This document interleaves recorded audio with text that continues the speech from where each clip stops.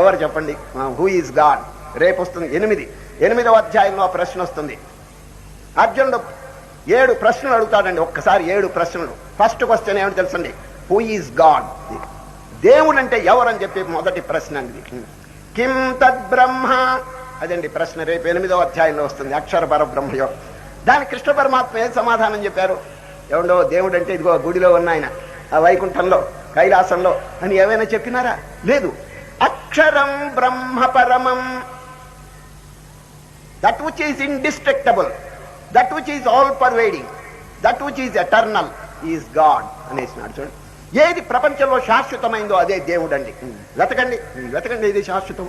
ఇప్పుడు ఇది శాశ్వతమా? ఇది శాశ్వతమా? శరీరం శాశ్వతమా? సూర్యుడు శాశ్వతమా? చంద్రుడు శాశ్వతం?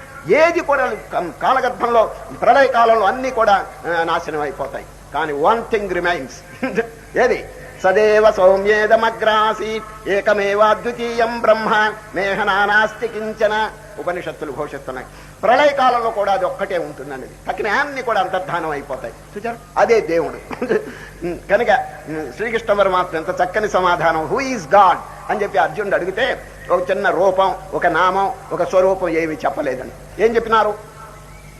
అక్షరం బ్రహ్మ పరమం. గాంధీ గారిని ఒక ఆయన ప్రశ్న అడిగాడండి.